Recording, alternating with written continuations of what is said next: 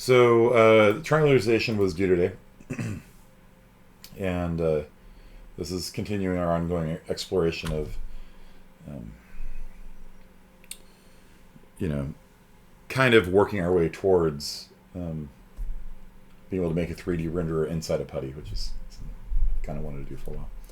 But it also is just teaching you these like really basic fundamentals and things like that. So my code, I'm not super proud of. It works all right. So like if I were to put some points in here, yeah, I like garbage. Let's try that again.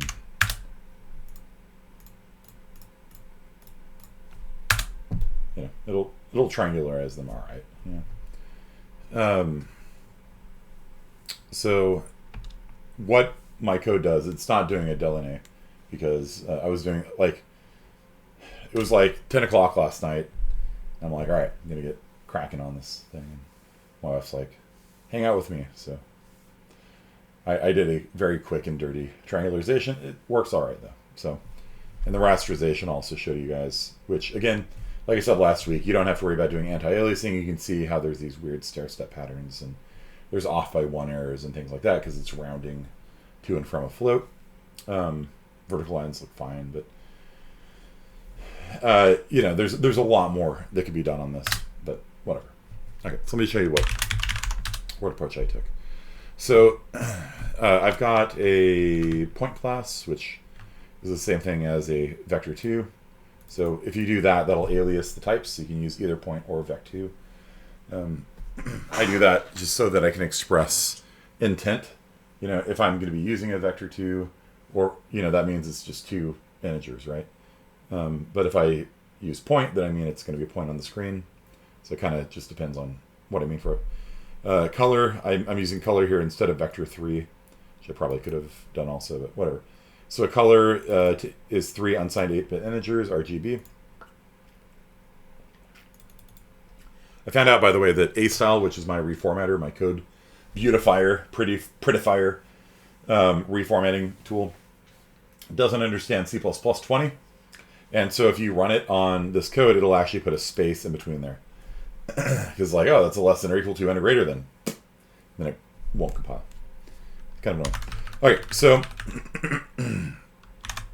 this is what's called a screen buffer. A screen buffer is a 2D array of all the pixels that are drawn on your screen. And so what I have here is a 2D array, vector of vectors, 2D array, of colors. So every point on the screen is going to have a red, a green, and a blue, and a value ranging from 0 to 255. So it's an 8-bit value for red, for green, for blue. So this is what's called 24-bit color. And if we were going to be doing a 3D rendering thing, which we might next, I'm planning on giving you guys spring break off. The only thing you need to do at spring break is come up with a design for a final project. That's it. Page or two should be fine. If I were to be making a 3D renderer, I would also have what's called a Z buffer. So the Z buffer holds the depth of each pixel on the screen, and so it'd be a vector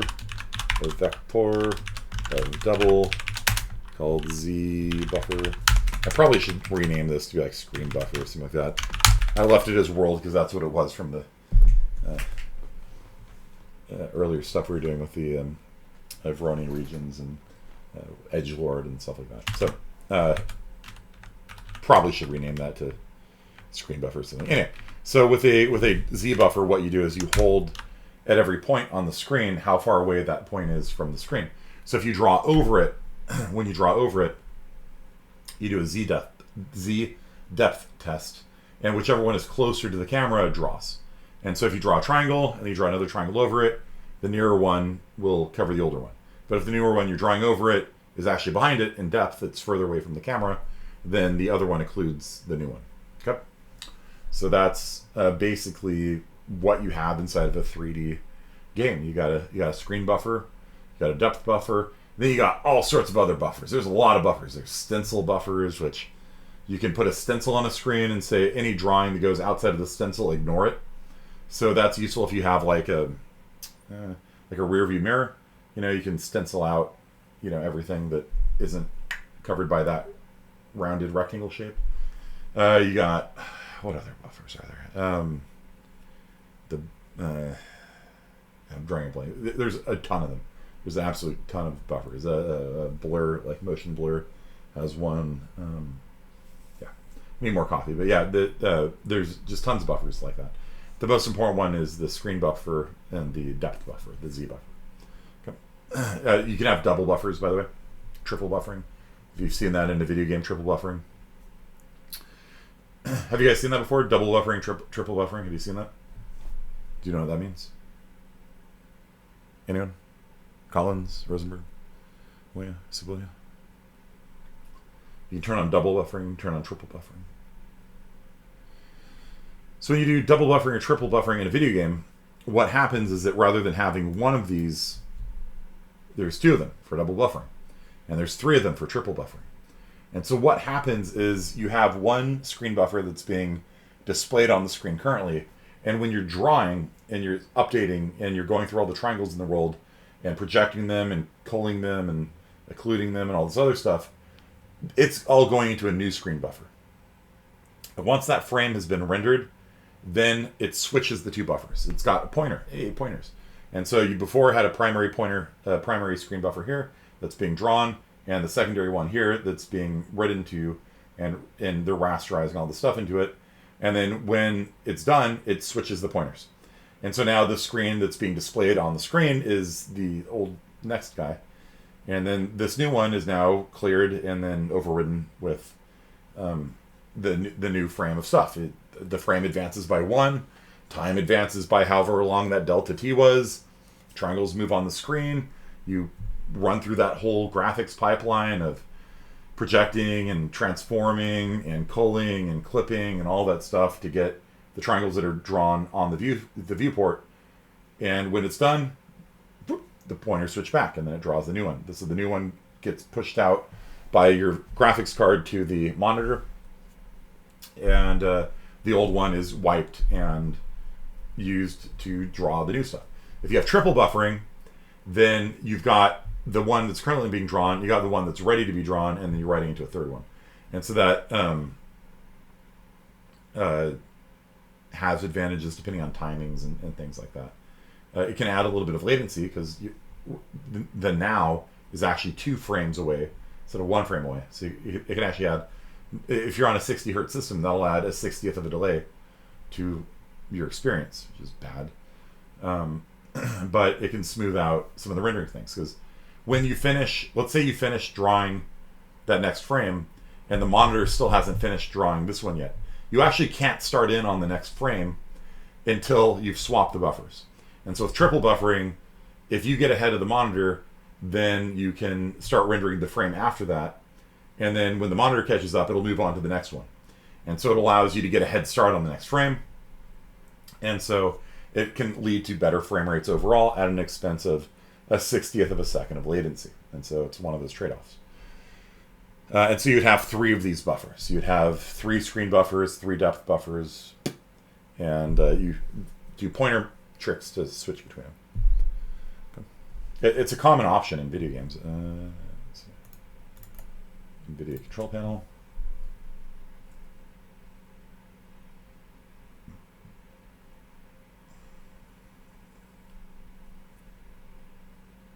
No?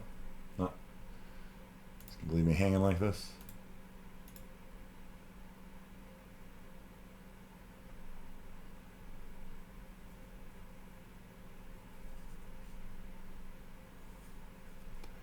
There we go. Adjust image settings with preview.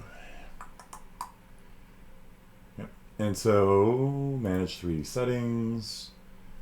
So if, it's probably good for you guys to go through all these settings on your graphics card, just so you get the terminology down, right? Like, what is FXS? What is FXAA? What is gamma correction? You know, what is anti-aliasing? Okay, and so what is CUDA? I do want to do CUDA with you guys too. All right, so max frame rate is off. Monitor is using G-Sync. Where is...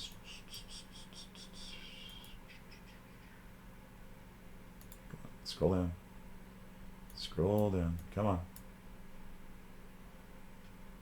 Triple buffering. There we go.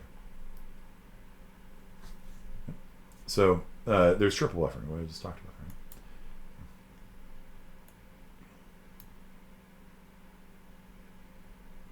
Right? So you can set that globally for all of your games, or you can allow each individual game to determine if it's double buffered or triple buffered. Okay.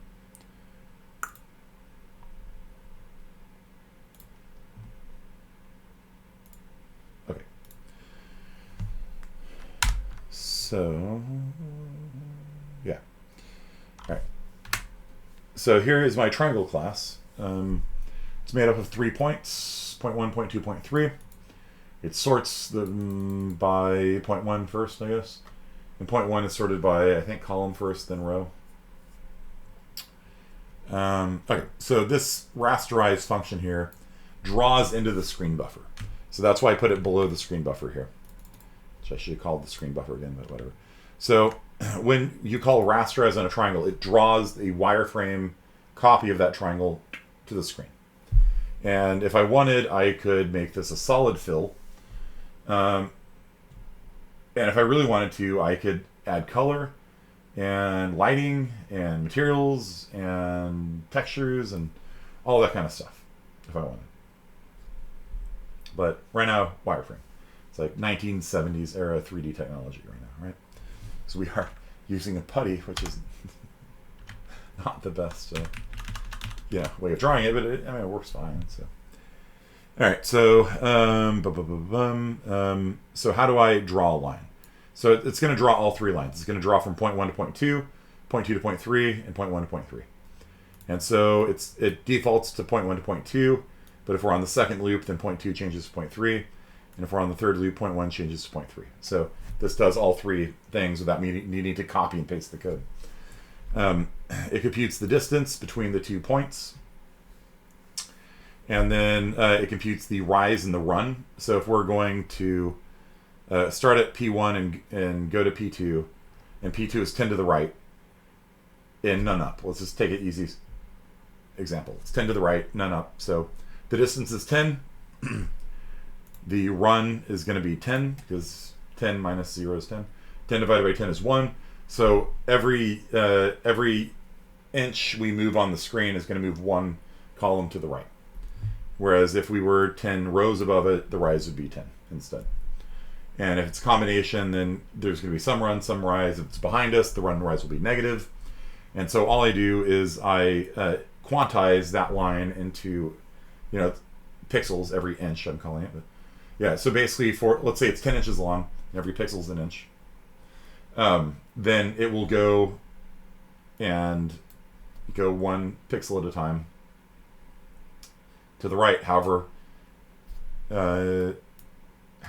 much the slope is. So basically, it's going to go and draw 1 box on the screen.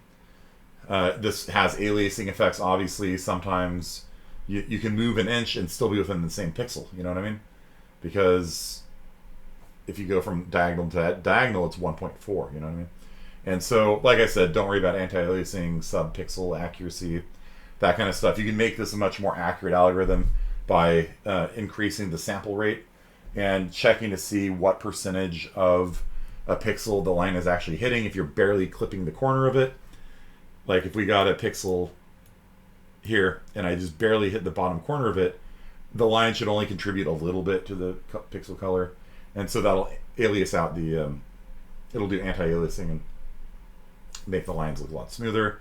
I was up late last night, so I didn't do it. And I didn't tell you guys to do it. Told you guys not to do it, so I didn't do it either. I just wanted to do the minimum, show you guys how easy it was. Right, and so then we have a for loop, and so basically for every inch within the line, we move to the right equal to the run, we move up equal to the rise. These can be negative numbers too. And then it just draws to the screen buffer a white pixel there. So it goes bloop, bloop, bloop, bloop, bloop, bloop, bloop, bloop, bloop, and it just draws a white pixel across. And if you were to draw the same line in the opposite direction, it might be other pixels, right? Because this is a float or double, and so it can round off in different directions, and then it's fine. Like I said, this is not a great rasterization thing, but for this class, for all of our computational geometry stuff, I'm trying to keep it as simple as possible, so you get the concepts. Like, I want you guys to understand what rasterization is. I want it so that when JT is reading John Carmack's tweets, It's not here. You know, and John Carmack's talking about rasterization. He does more than just say, "Oh, that guy's smart." I want you to actually understand what rasterization is. Like it's dumping, it's putting pixels on the screen, right? At the end of the day, every video game is going to put pixels on the screen, right? So, yeah, I don't know why the control panel is so slow to load. It's probably like inventorying the monitors attached or something like that. All right, so this is going to render the screen buffer. So after I'm done with a frame, I call print world, which again I shouldn't call it print world because it's not really world at this point. It's a screen buffer, but whatever. And so this is a classic algorithm like you would see on a television. So you have a scan line on a television, right? So if you guys know how old televisions work, they're not like these cool LCD things where you can individually write to each pixel and they turn on or turn off. On a TV, what happens is you have a electron gun that sweeps across the phosphors. You have a phosphorus screen, and when an electron hits it, it glows. And so you have an electron gun that actually moves. It uses magnets to shoot electrons at the screen in a sweeping pattern, like reading a book, left to right, top to bottom, left to right, top to bottom. And the magnets will hit monochrome is just a phosphor and it just glow white or black. But as they got better and more precise, they could have. If you look at an old school television really close, you'll actually see there's a red phosphor, a blue phosphor, and a green phosphor. So as the electron gun moves across it, it'll activate the red more, or the blue more, or the green more, and combine together to make color television. And color television is interesting. How they made it backwards compatible with black and white TV, right? Because you'd think it wouldn't be compatible, right? You would think it wouldn't be compatible, but they are. You could actually broadcast color TV, and black and white TVs would actually display it in black and white, even though the color TV is transmitting the red, the blue, and the green data. The electrical engineers back then did some pretty cool hacks to make it work. So this is basically what we're doing. We're doing scan lines. You're going across the screen. So we move the cursor to the top left part of the screen, set everything to black, clear, we don't actually clear the screen because it would cause flickering in this case. And we just say going across, every column, every row, left to right, top to bottom. I'm seriously going to hit my nose at some point when I do this. It's reading like a book, and it will grab the color that is supposed to be rendered at that point, and I do a little bit of caching to cut down on the bandwidth, because every time I change the color, it has to transmit that to putty. And so if it's the same color as before, then it simply doesn't send anything. So it just keeps the last color, and then it prints a space. I can make this faster by only having it print when it is not a space. And instead of using that, have it use the move cursor command, and that would work really good on sparse images. If I have a sparse image, it would just move the cursor to the next spot and draw it. Right now it's dumping tons and tons of spaces on the screen. And so for higher resolution images, I'd probably just use move cursor. Move cursor is more bytes than a space. So on a dense image, it would be slower, but I don't know. Right now, it's just printing blank spaces on blank parts of the screen, black on black. And then when it gets to the end of the line, it moves the electron gun from the right side of the screen to the left side of the screen, and continues. And so it sweeps left to right, and it prints colors. Every time there's a color change, it will call set background color, and then it caches what the last color was. That cuts down on the bandwidth cost. You implemented your rasterize function, but you're going out of bounds. Make sure you're not going the wrong way. I'm not going to say whether or not I went the wrong way, but I went the wrong way. And so rather than the lines connecting the lines, they went the opposite direction, and then they run out of bounds. And so I actually have, do you see this safety measure on here with clamp? So clamp is a standard library function that will make sure that a value is between two different values.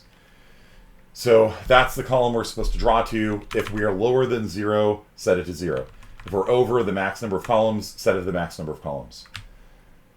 Otherwise, return whatever value we are. So this is doing bounds checking, right? It's bounds checking, and it's like saying if C is less than 0, C is equal to 0. If C is greater than cols minus 1, C is equal to cols minus 1, right? So it's like that, but more compact. Okay. You're making it flip the endpoints. Yeah, try clamping it so you don't go out of bounds, and then when you render it, you'll see that your lines are, so just. I'm not saying this is what my problem was, but my problem was I had a 1 there and a 2 there because 1 comes before 2, right? So I changed, so it's 2 minus 1. So the algebra was correct. And yeah, so once it started running in the right direction, it worked fine. What was that movie? Say something. All right. So yeah, and then there was a bug in this code here. So this code, if you hit space, it wouldn't actually break. So I made it so that if you hit space, it sets a variable to be true because it's a loop within a loop, and so you can't like double break, I guess. So what I do is I set a variable to be true, but we're done, and so when we break out of this one, we check to see if it's done, and if that's done, we break out of that as well. And so there is a bug where it's not reading the first mouse click. And there's also a bug in the code where double clicks cause it to crash. So double clicks get it read by the terminal differently. My colors.h does not handle it. And so I actually modified colors.h last night to handle double clicks.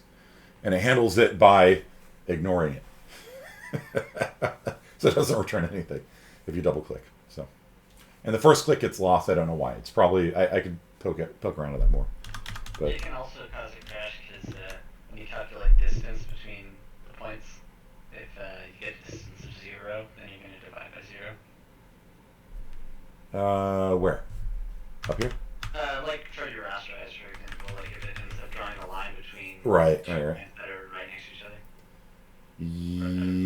Yes, but elsewhere I've verified that I cannot have 2 points that are on top of each other. Yeah, I'm sure.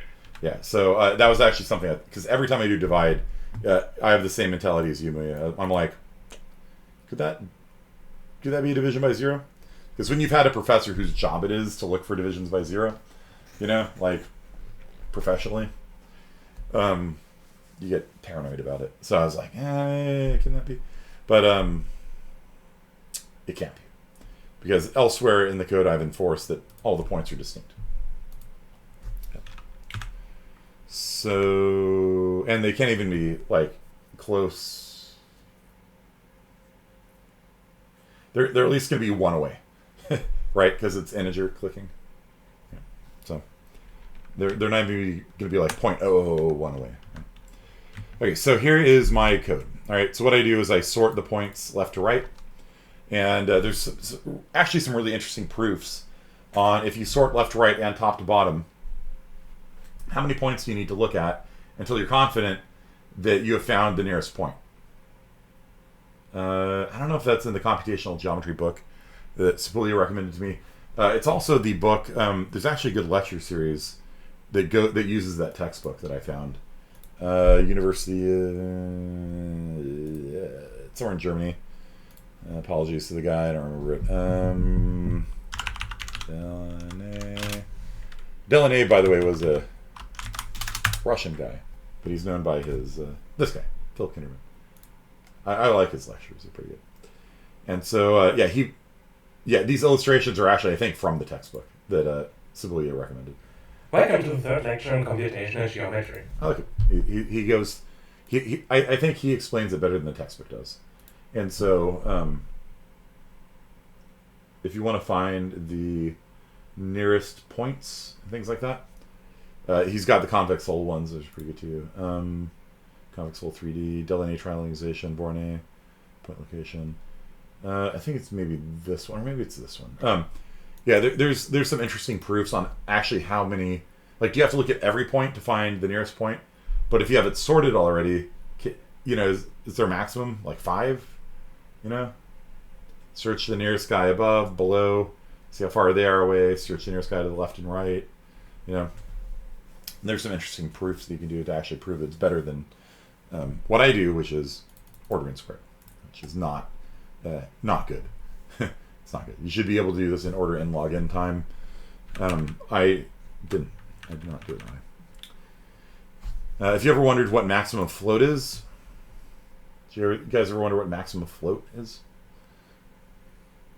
You watch it, your head hurt, but it's interesting. Yeah, I like his explanations better than the textbooks, but he basically just runs through the textbook, and yeah. CSI 45. Yeah. Do Delaney triangularization in CSI 45, maybe. I'm gonna do hash tables next, I think. Okay, so what I do here is I find the closest point to the point that I'm at that's to the right of me. And so what that'll do is it'll force it to draw triangles rightwards so that they're all connected.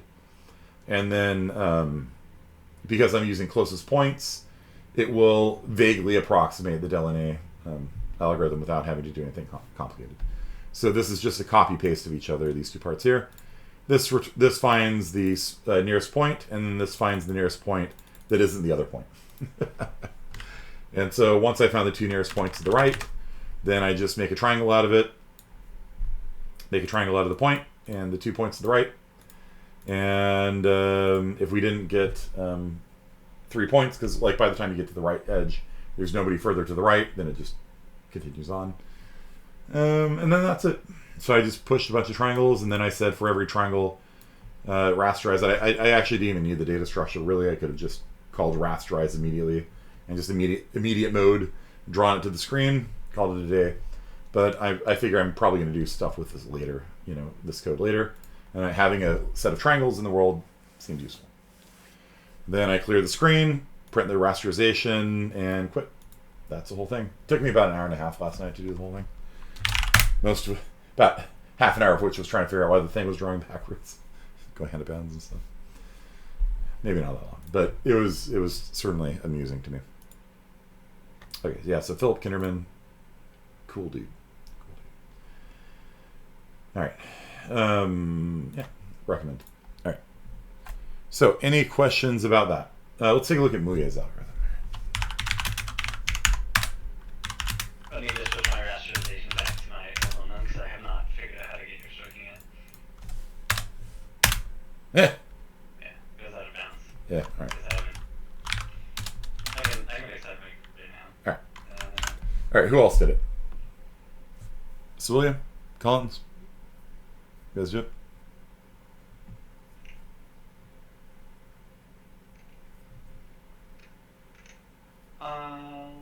Right. It is. All right. So I will make you guys the same deal that I made my other classes. I'm not going to give you any homework over spring break. All you have to do over spring break is just come up with an idea for a game. Okay? In Unreal Engine. But if there's any missing homework assignments, you can do them over spring break, turn them in, get your grade up. Okay? So I'm offering you guys unlimited last chance. All right? Unlimited last chance size? Yeah. For you guys. 41, they get 1. This is game development, and I am a soft-hearted person when it comes to game development. I want you guys to do this stuff. So don't just copy my code, by the way. I know I've shown you my code. Don't just copy it. Like, actually try writing it yourself. Now that you've seen kind of what it looks like, try writing it, And if you don't know programming well enough to do it, partner with somebody that does. It's fine. Rosenberg and I wrote a pretty crappy algorithm for triangularization on our own. But it started with us doing radial sweep, but then it ended up we kind of did something different. Yeah. So yeah, like I told you on Discord, the only issue is the vertical lines don't look very good. Yeah, and that's to do with the rasterization rather than the actual triangulation.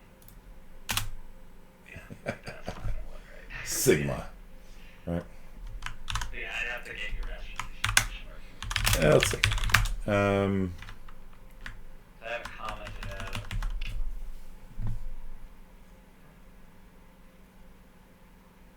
Yeah, you're doing a horizontal line draw. Like I said, if you're going to do it this way, which is fine, the algebra is easy, and it's probably going to make better looking lines than mine, at least for the horizontal lines. Just tell what's bigger. Here, let me see if I can fix your code.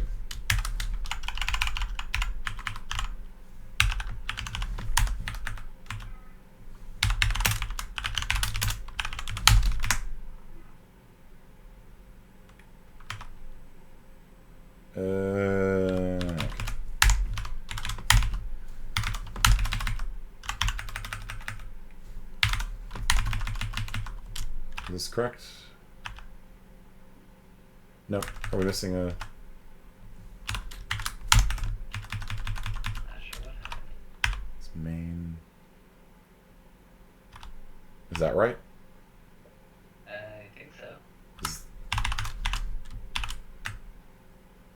You have code below main, is that right? Yeah, I have a function below main. It's the radial sweep function. All right.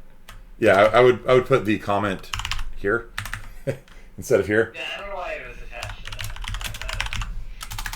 Yeah, because when there's a comment after a close brace like that, a lot of times people say this is the end of main, just so you know where the end of main is, you know, because you're like down here somewhere, and you're like, what is that? You know, shift 5.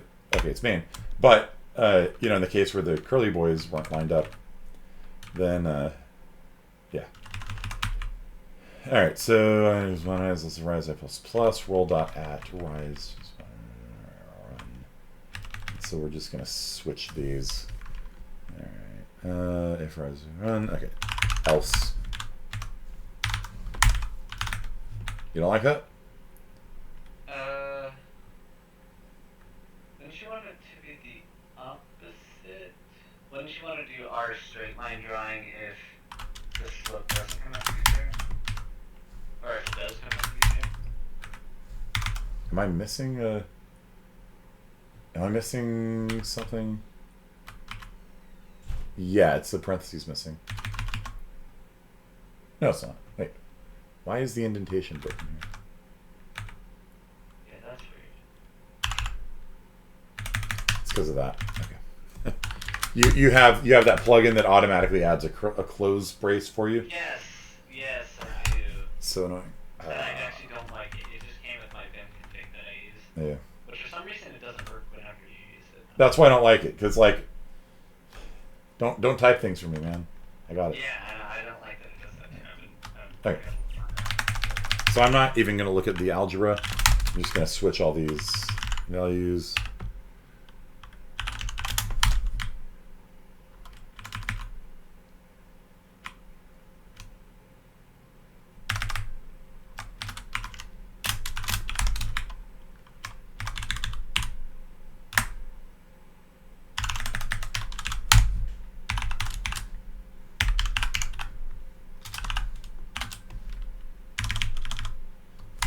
Okay, so what I've done here, NOH, turns off highlighting, colon, NOH, no highlight.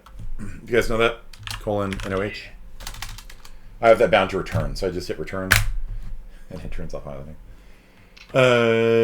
Yeah, so what I did was I just said that if the rise is the absolute value, is rise always going to be bigger? It's always going to be positive, I mean? No, because so I flip. So if the points are backwards, so you can see there, I say if the begin x is greater than the end x, which is like if the points are backwards, right? Then I flip everything. Okay. But then that can still have a line that slopes downward, which would have a negative slope. Okay.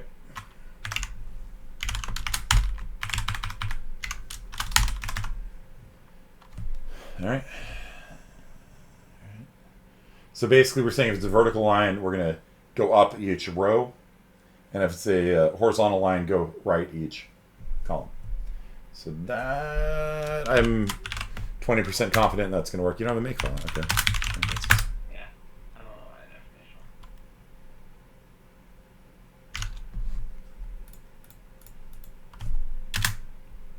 one. Oh, what?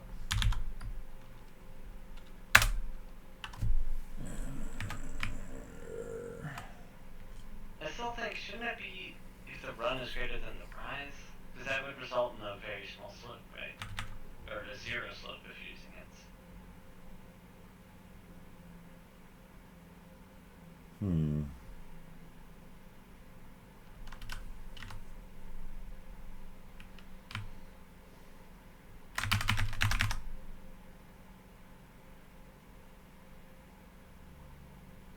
Yeah, I don't think this is going to work with a negative number.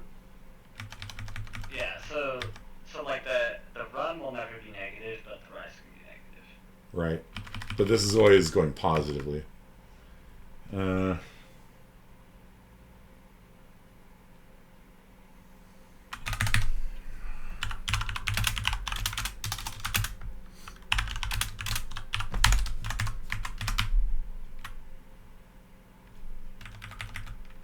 wrong with that? Chill. Chill. Yeah, I know. Oh, Lord. So if neg else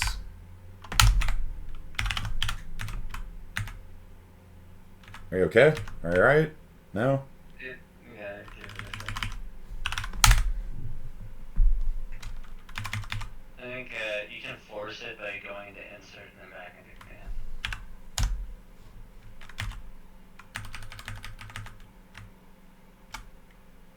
The scope of the variable neg can be reduced.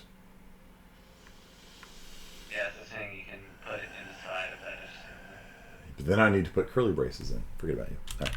Yeah. Scope can be reduced.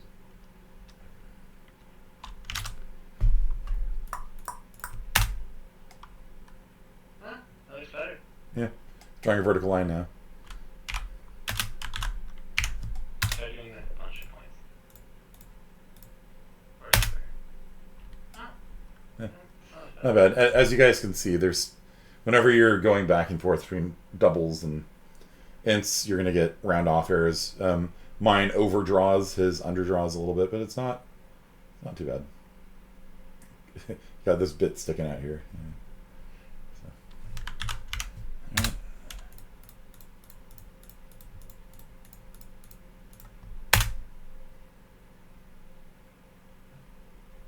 Yeah, you got these narrow slivers and stuff like that. Mine does too in certain circumstances, but yeah, not too bad. Not too bad.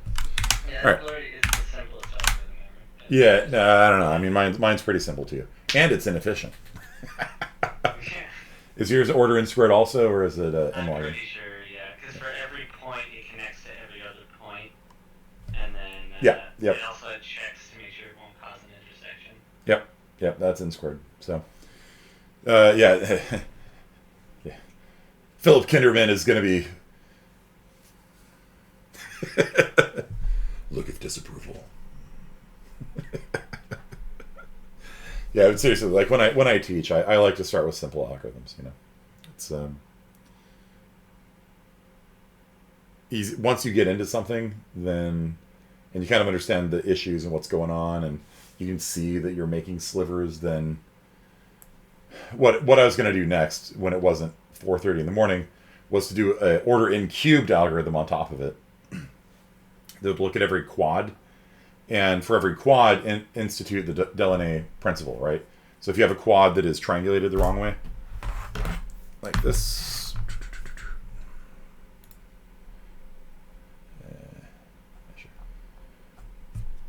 So if you have a quad, 1, 2, 3,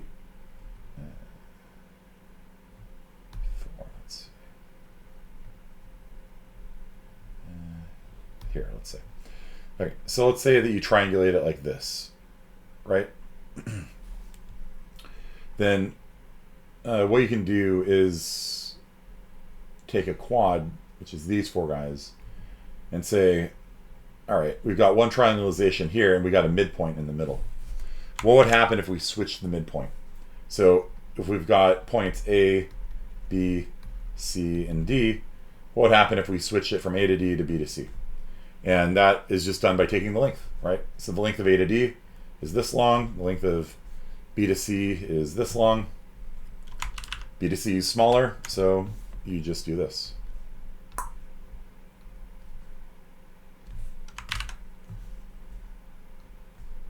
Really? It's all one line.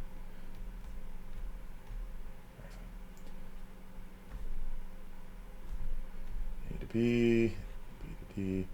So right now we have A to D, but you look at this and just do that instead, and that gives you a better triangle.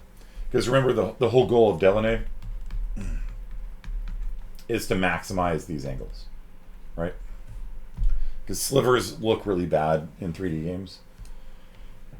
And in general, in the textbook, like it talks about, like if you're trying to come up with a value of what value should that be, it's probably going to be closer to B and C than it is to A and D, because D is pretty far away. It's like topographical maps and things like that. So there's a lot of reasons to do Delaunay triangulation, and there's a lot of better algorithms than what I did, but I like things that are simple, easy to do, and once you dig into it, then come up with better solutions. All right, so Rosenberg, you understand? So you basically kind of go through chunks of 4 at a time and find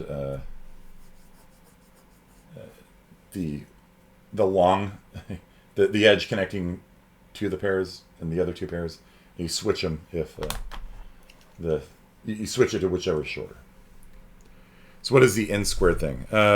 In other words, our algorithm, Rosenberg, if we have 1,000,000 points, we have to do 1,000,000 times 1,000,000 operations, which is 1,000,000,000,000, right? The algorithm that most people use for Delaunay, I believe, is n log n.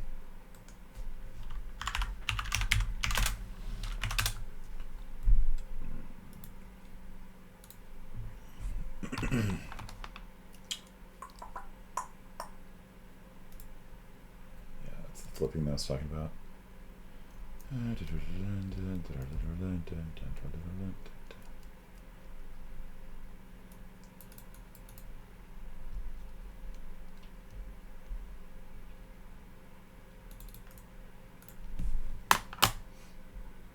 In login, yeah.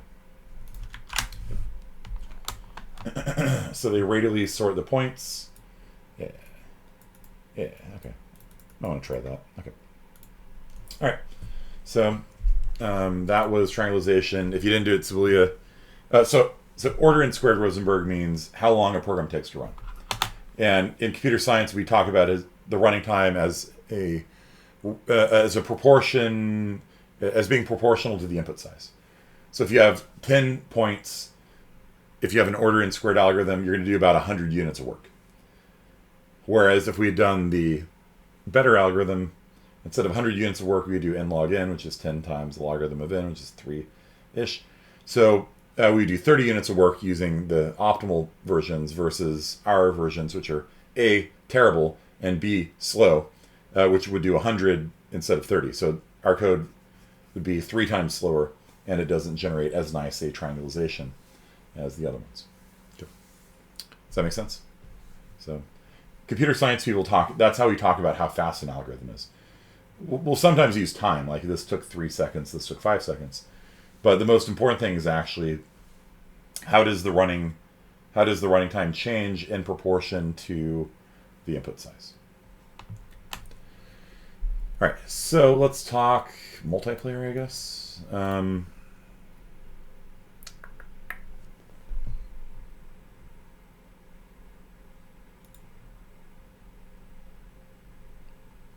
So, Billy, you think you can do it by next Friday? 2 Fridays?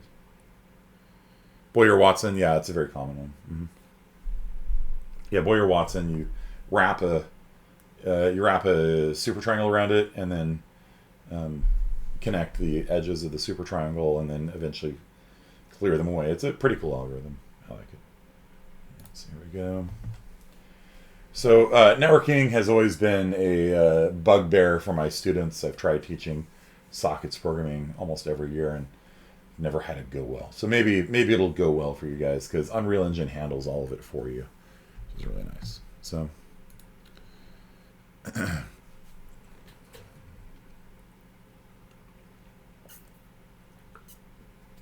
so first of all, while that's loading, let's switch back into OneNote. Thank you. All right, well, sure. It's like gray on gray background. It's super annoying. This is what I did yesterday in IS50A. Is I added flowers you can pick up. So you can see I've got there a HUD, flower pickup, purple flowers. Yellow flower doesn't count. But we pick up the purple flower. And as we pick them up, you can see the count goes up on our HUD as well. And right now they're attached to our back. And so You can see I increased the size of the flowers 20 times. You see that as we walk around, they're kind of attached to us. I really need to switch it into third-person view because I wanted it to just attach to the hand. Okay, so let's talk multiplayer.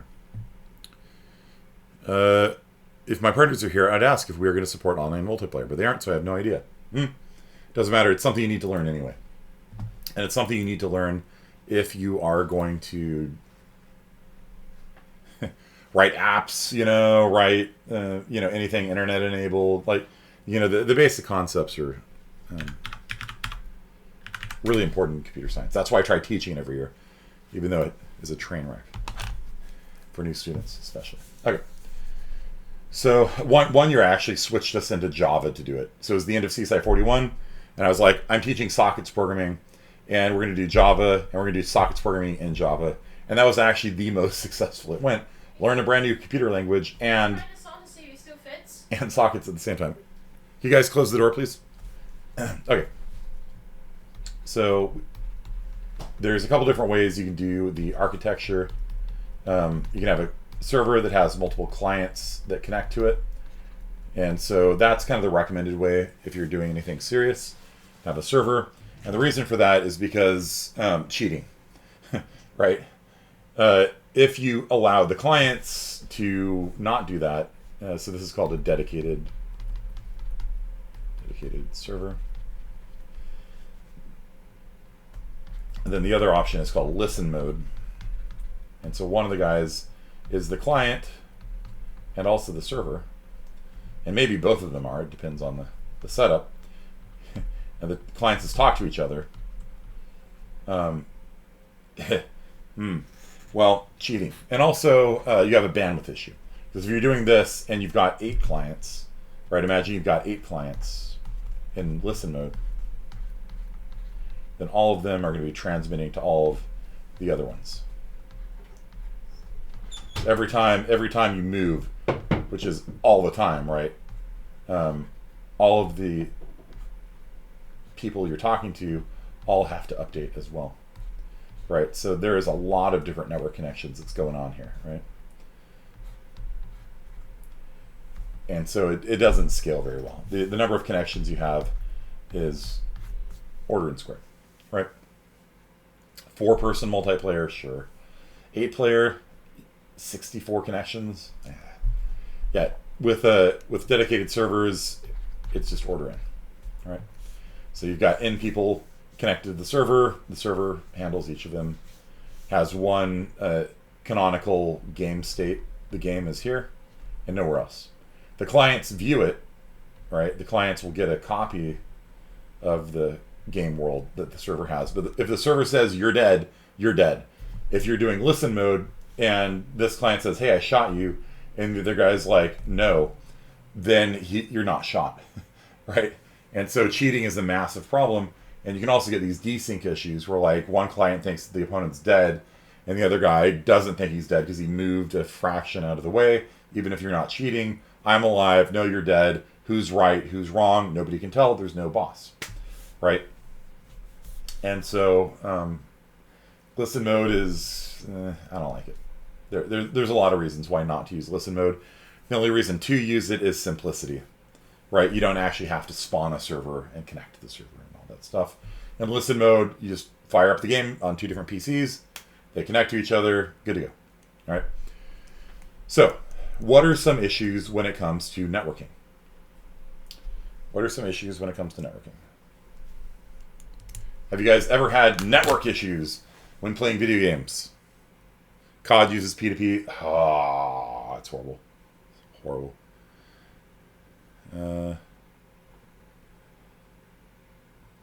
Collins, have you ever played any online games with people? I could complain about Ubisoft servers for 3 days without pause. Oh yeah. So tell me about the problems you've had with online gaming, Collins.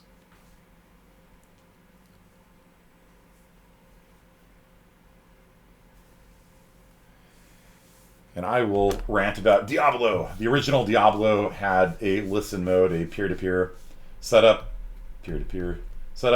And so if you hacked your own, if the hacks were in, then you could ruin the game, right? So I had a trainer for Diablo. After I beat Diablo, I downloaded a cheat program for it and gave myself what was called the baseball bat of Doom. Did 999,999 damage, right? And so I would join a 4-player game with my friends on our own little internet that we created. We wired our apartment building for Ethernet for fun because we didn't. This was while high-speed internet was rolling out around the world. We had internet in our dorms. When we moved to the apartments, there wasn't Ethernet there yet. There weren't cable modems yet. Cable modems came in the next year, and so we were in this weird phase where we went from being like some of the only people in the world with 100 megabit a second Ethernet in 1995, which is unheard of, to no internet to cable modems the next year. And so in that weird gap year that we had, we're like, we're going to just do it ourselves. And we bought a couple thousand feet of Ethernet cable and we wired our building for Ethernet. We played Diablo on it because that's what you do when you're an engineer. There's a problem, you solve it. And so we called it Douglas.com, and wires were going out people's kitchen windows and over, a 4-story drop to the ground into somebody else's kitchen, and then up to the roof and down a conduit and painted it to match the building colors. A whole story behind it. But the point is, like, I would join into a friend's Diablo game and troll them, right? I would just walk up and hit him one time with the baseball bat of doom, death, right? Because I had already been in the game. I was just kind of screwing around at that point. And so, and if they hit me, my client would be like, "No, I'm not dead. Whatever, it misses." And so you just completely ruin the game for people. And I did that for about 5 minutes, and I got bored of it and didn't do it again. But, it was just to demonstrate the point of why peer-to-peer networking is horrible. It's horrible for a lot of reasons. Okay. There's a Warzone bug that crashed if anyone drove a helicopter into a tunnel, or I guess one of the Star Wars Battlefront games where you rubber band all the time. Yeah, let's talk about rubber banding. Yeah, the crashing is just bad coding. Rubber banding, though, is a really good topic. Okay, so let's say that you are in a game, Call of Duty, something like that. Here's one soldier. Here's another soldier. Okay? Delta time, right? Just how long a frame? Okay, a frame time. Right. How long is a frame? If you're getting 60 frames a second, that's a 60th of a second, right? However, most servers don't run at 60 frames a second. It's fairly common to have a server update 10 ticks a second.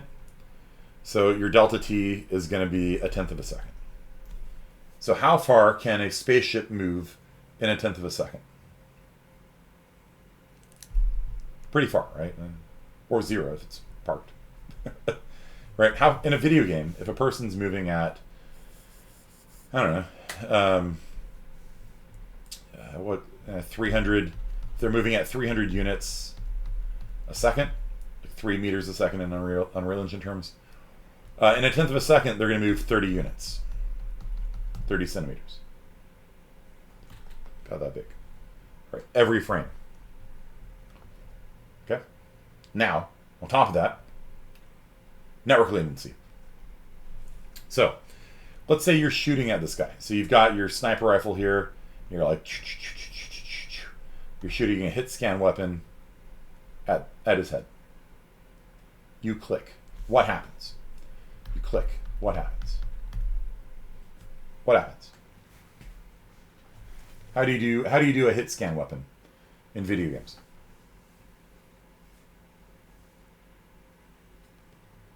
Trace line. Yeah, very good. So you do a trace line.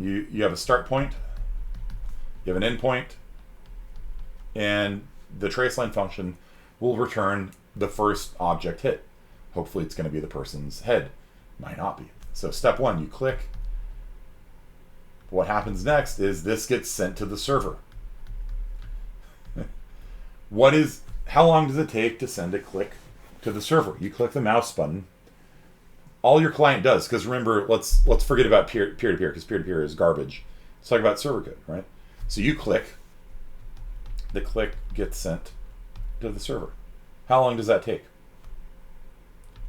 How long does it take to send a click to a server? Do you guys know?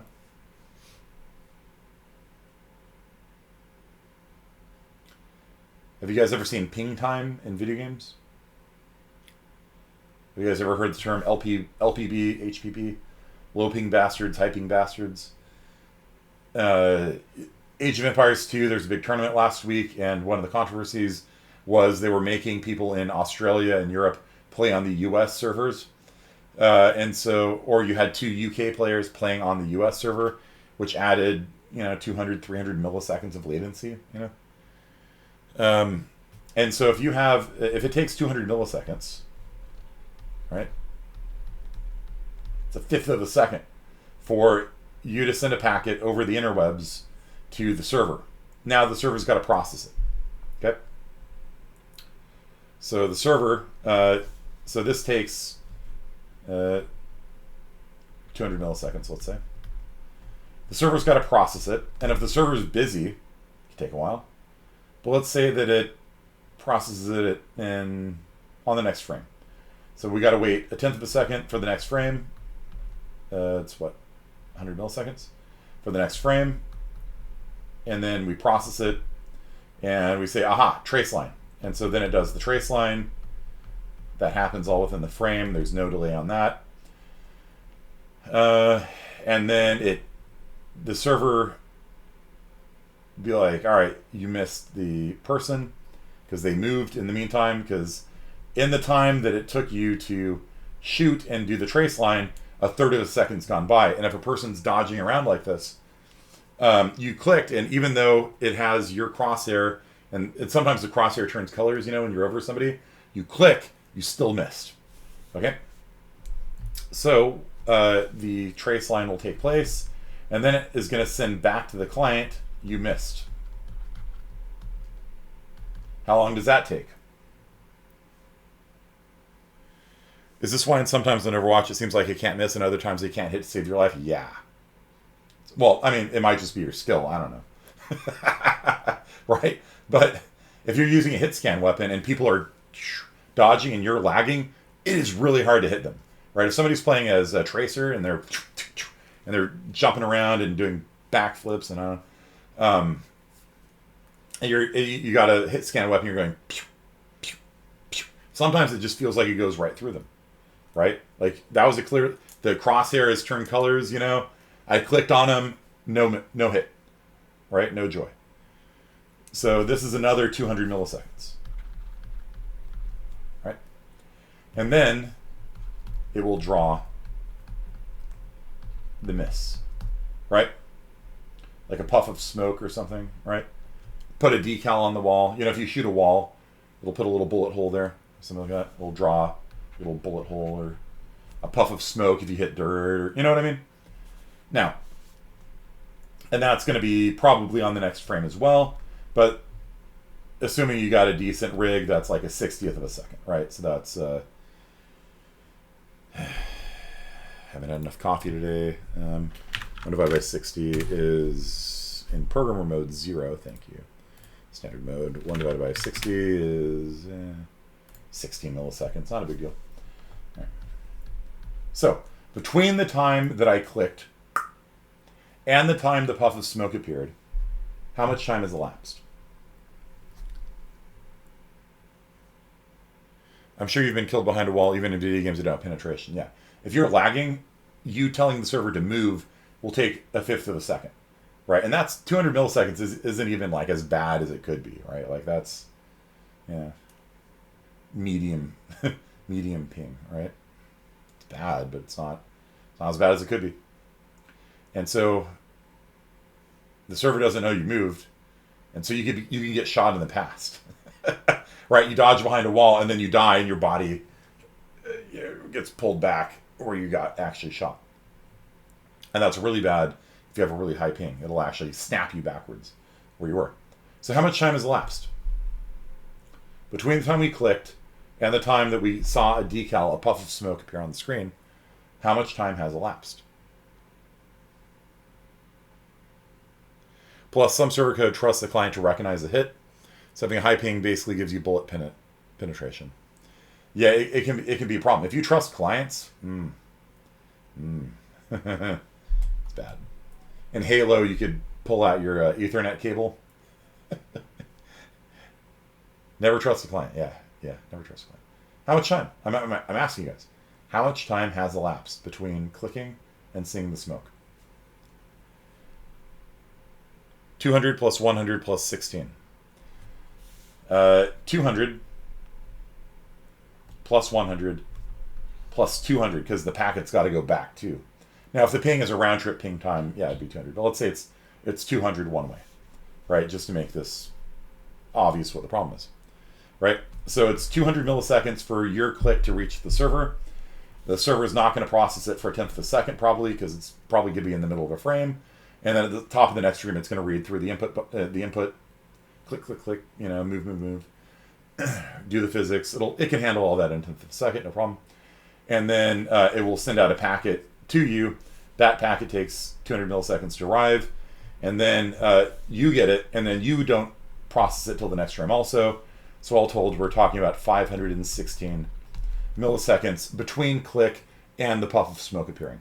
Is that noticeable? Is that human noticeable? Will it feel laggy? What do you guys think? Sibulia, if you click and a half second later a decal appears, are you going to be happy with that game? Are you going to be happy going click, pause, poof, click, pause, poof, click, pause, blood? Happy? No. Used to it? Yes. Right. So this is the problem in a nutshell. And part of the problem is the speed of light.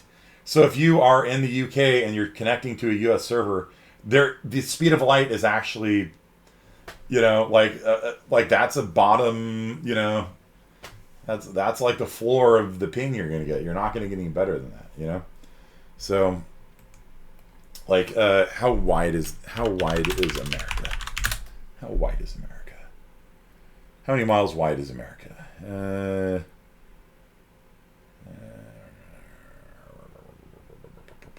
2,800 miles. Okay. Speed of light in miles.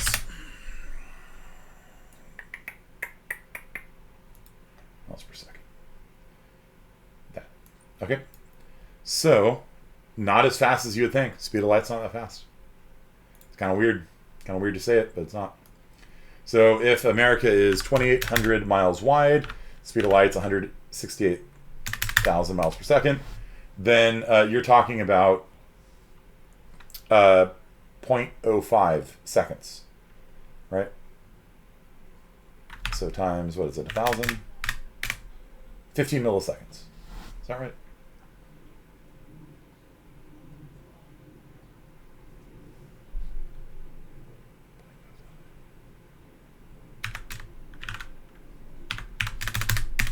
Milliseconds. Is that right?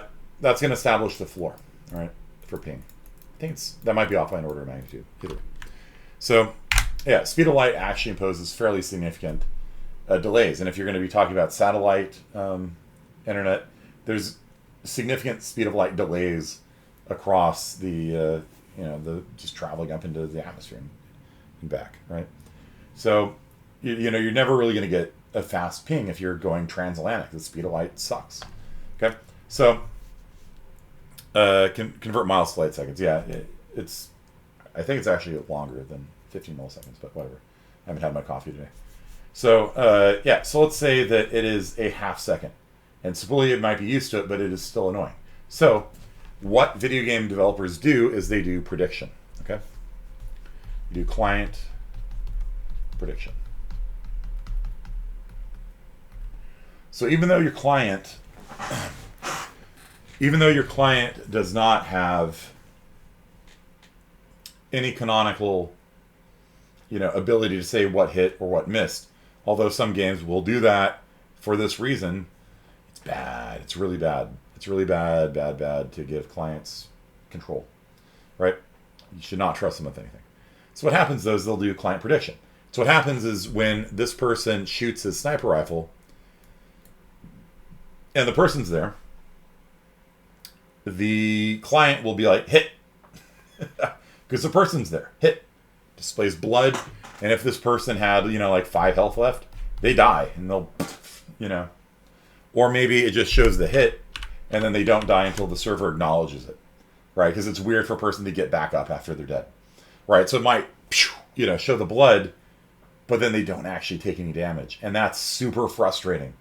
That is super frustrating in video games where you're like pouring bullets into somebody, and because of lag, it's even drawing the hits, like, and they don't ever die.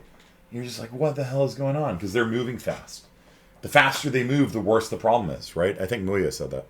The faster they move, the worse the problem is, right? In a half second, a person moving 3 meters a second has moved 1.5 meters, right? 1.5 meters is a big distance. If you're using a hit scan weapon, they're not there anymore. You know what I mean? Like, or even if it's just, if we're talking about this fillet here, a third of a second, they can move 1 meter in a third of a second. And if you've got a pistol, like, you're going to be missing left and right. The only time you can hit them is if they're like running straight at you, and who does that? You're always strafing. You always strafe. And so client prediction is great. It makes it more interactive. Yay. Plus side, it makes the game more interactive. And it lowers, that's the plus, right? It makes the game feel snappy, right? It lowers the feeling of lag, right? It makes it feel less laggy. Doesn't do anything to actually stop the lagginess. And what it can do is it can actually make you think. It will actually trick the user, right? Trick the user. You will actually think, I've hit him twice with my sniper rifle. One more hit and he's dead. And so even though I'm about to die, I can probably hit him once before he hits me. And you go up and you snipe him and he doesn't die. You're like, what the hell? And then he kills you. And you're like, what the hell? You get mad, right? Like, what they say, guns don't kill people. High ping kills people. Right? Lag, rage. Right? And so if you're lying to your users and you're displaying blood when they didn't get hit, yeah, it's bad. It's really bad. That's why COD trust client hits, the latency is so high, everybody who would always miss. Yeah, but then it has the opposite problem, right? It has the opposite problem. Like, let's say COD does trust this person to say when there's a hit scan. And this guy is like lag. This guy's got like a lag of like 800 milliseconds, right? This guy is super laggy. You walk around the corner, you see each other, you start moving. He's got 0.8 of a second to shoot you, right? Because he hasn't. The client over here says, "Hey, start strafing." Strafe this way. That packet has to go to the server. Maybe he's got a quick ping time. It doesn't matter. But now you've got 100 millisecond processing time, 800 millisecond transmit time. This guy's got pretty much a full second to be like, boop, and kill you. And you've moved 3 meters, right? 3 meters is pretty far. There's a wall over here. You've ducked behind cover, and then you slide back 3 meters, and you're dead with a headshot. And you're like, the hell? What the hell? It's the same problem. It's just on the other side. One problem is like you can't hit the people, and the other problem is you can't dodge, and that's super frustrating, right? So, in Rainbow Six Siege, you can shoot somebody and see blood, but they have full health. Yeah, and if they have a health bar, you can even see it. Like, this game is not working right, and it sucks. It is a really, really tough problem, and so. Oh man, I can rant about this for a while. Technically, though, the client prediction needs to be very cleverly done, and you need to do everything you can to mitigate lag and to mitigate delays. And one way that they do that, do you guys know what Call of Duty does to help mitigate lag? They make the people walk slow, right? If you look at games in the past versus games today, you walk so slow. And the reason why you walk slow is because the networking is garbage, right? And so, like, rather than a person, like, let's say they jumped 3 meters behind a wall, 3 meters away. If you make them walk a third the speed, they can only get that far in a second, right? And then when they get headshot by a lagging bastard and you collapse to the ground, you collapse to the ground, the game slides you a little bit as you fall, a little ragdoll action. If you can't walk fast, then, you can't dodge. But yeah, it just hides their poor networking performance, And so if you ever look at like, I don't know, like, see if I get another content strike here. Quake 3 Arena, right? What is this? Space Arena, space map.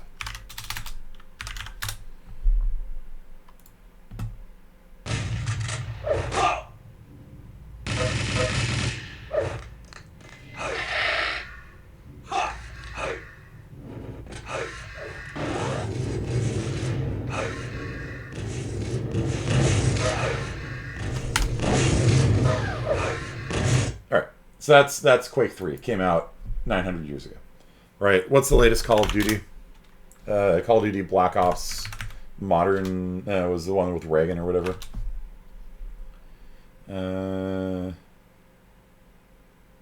Cold War. We're gonna push up. It's probably the best opportunity we got. See that guy sprinting there? We're at 15.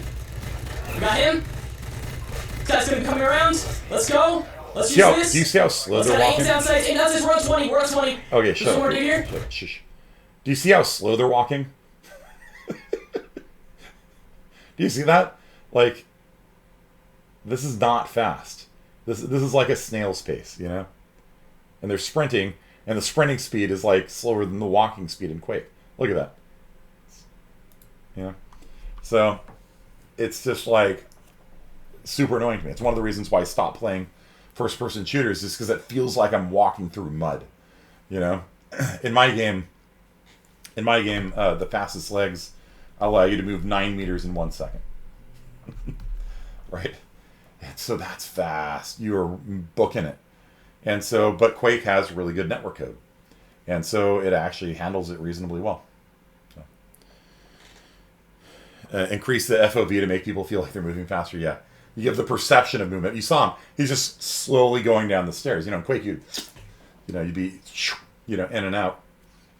And so, part of the problem is that they, most people don't know how to do sockets programming. They don't know how to write a good network thing. On the server side, so on the client side, yeah, you do client prediction. And so and so part of client prediction is also like, once somebody's moving, you draw them before they get there, right? Because you know what your lag is, right? And so if a person's moving at this speed, then you draw them where you think they're going to be, right? And then hopefully you're right. Unless they change directions, the prediction will be right. So client prediction oftentimes assumes that a person moves in a straight line. In first-person shooters, you're constantly strafing and stuff like that, and so the client prediction just goes, I don't know.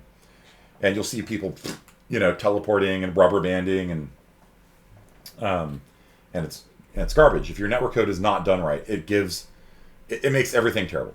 It makes everything terrible. And honestly, looking at Call of Duty, like I can't play it. Like my professional pride is such that like I'm just like, it's so bad. I can't do this. It's like trying to watch NCIS, or Agents of S.H.I.E.L.D., when they're doing hacking, and they have two people typing on the same keyboard, or Agents of S.H.I.E.L.D. talking about constructing a TCP/IP hypertext, and I'm like, I can't do it. Sorry, it's just so terrible. I can't handle it.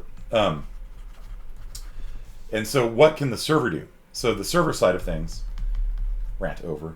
What can the server do? The server can do compression. So it can do delta compression.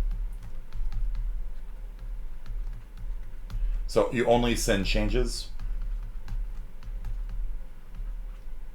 And so if you only send changes, you can actually cut down on the bandwidth quite a lot, right? Like let's say that last frame you're at 100.0.0, and this frame you're at 100.0.0.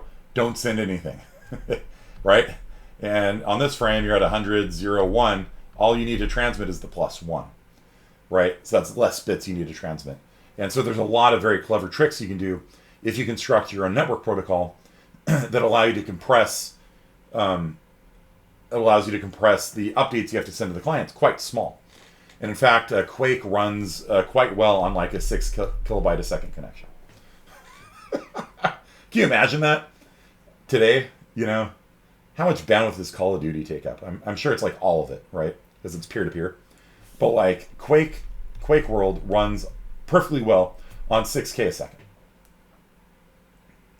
And the latency, like assuming you're not like 800 milliseconds or something, it plays fine. And I think modern servers will allow you to up it to like 30K a second, but you don't really need it. 6K a second's fine. It's like, what? How were they able to do that 20-something years ago, 25 years ago? And Call of Duty, with everybody having like gigabit Ethernet and like, you know, Elon Musk brain teleportation, satellite services, it's garbage. And you walk at the speed of mud. And you shoot people in the head, they don't take damage in Rainbow Six Siege. And Overwatch, you're missing when you're hitting. Like, how is it even possible that everybody's got high-speed internet now? And the game size, like how many people are in a game of Overwatch? Do you guys know? What's the max number of people in a game of Overwatch? 12, right? Quake World, the first game that was really a first-person shooter on the internet. It didn't even have internet support when it came out. They patched it in later with just this half-assed attempt that was really good, apparently. Supported 32 people. 32 people all shooting each other and running around at high speeds. What the hell? 6K a second. That's all you need. Like a modem can do that. Right? It was designed in the modem world. And you don't want to be on a modem because the latency is really bad. And it's not great. Trust me. Like nothing... Like if you've got an 800 millisecond ping, nothing will save you. It's going to be bad. It's going to be bad. But, you know... somehow they were able to make a 32-player game that was fast. And if you have a reasonable connection, you don't see any rubber banding or latency issues and things like that. And they can't do it today. So that's my rant on multiplayer. So how do you do it in Unreal Engine? It's pretty easy. Pretty easy in Unreal Engine. There is a replicate physics, and there is a replication here. And so if you have replication turned on, like under play, you can say number of players 2. And we're going to play on listen server. And you hit play. You hit play. You have to pop out another viewport. But yeah, that's Unreal Engine will do it for you. So let's see if I can find a good thing. Yeah, Unreal Engine docs on this. It's like it's not great, trust me. Like the default replication on Unreal Engine is really herky-jerky, and there's options you have to turn on to make it better. If you want to enable delta compression, which again Quake had 25 years ago, it's an advanced option for the Unreal Engine server to do. And so you have to enable that specifically to get delta compression on. And the way blueprints don't replicate very well, and so it's not great. But what's really nice is that you don't need to know sockets programming. So, like I said, the hardest thing that I've ever tried teaching, and actually failed at teaching, I'll admit it, is sockets programming, doing internet programming. Part of the reason for that is because C++ doesn't have a networking library, because I don't know why, but they don't. But the other reason is because there's a lot of things that go on. When somebody connects to the server has to handle that. It's got to be listening on a port. It's got to accept a connection and create a new connection and maintain that connection and read and write to all these different people. And there's different libraries that have tried to kind of automate that process. And you know, when somebody disconnects unexpectedly, you have to clean up after that and remove them from the game.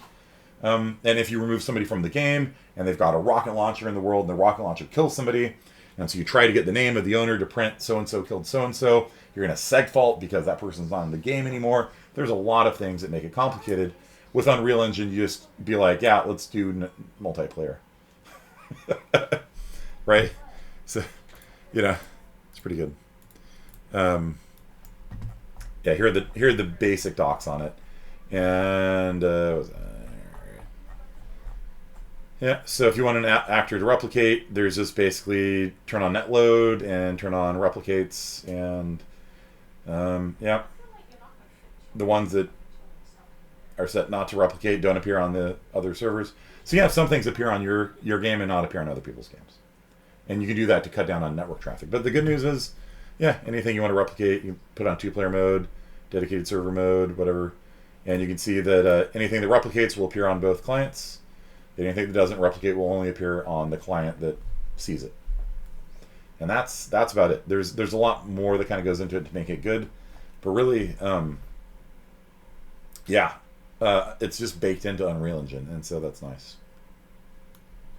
And what's his name? Walker posted this last time. I haven't read it yet, but it looks good. I don't know. I got this far into it, 50 seconds into it. So far, so good. So check that out over break, and it's easy to do bad networking, so go for it, I guess. Right, so yeah, so next Friday, all you have to do is pitch me a game, right? It's gonna be week 12 when we come back. Pitch me a game. Pitch me your project. That's gonna be a quarter of the grade in your class. Make sure you got a group. If you don't have a group, get a group. I want you guys to do this in a group. It's important to work with people. Okay.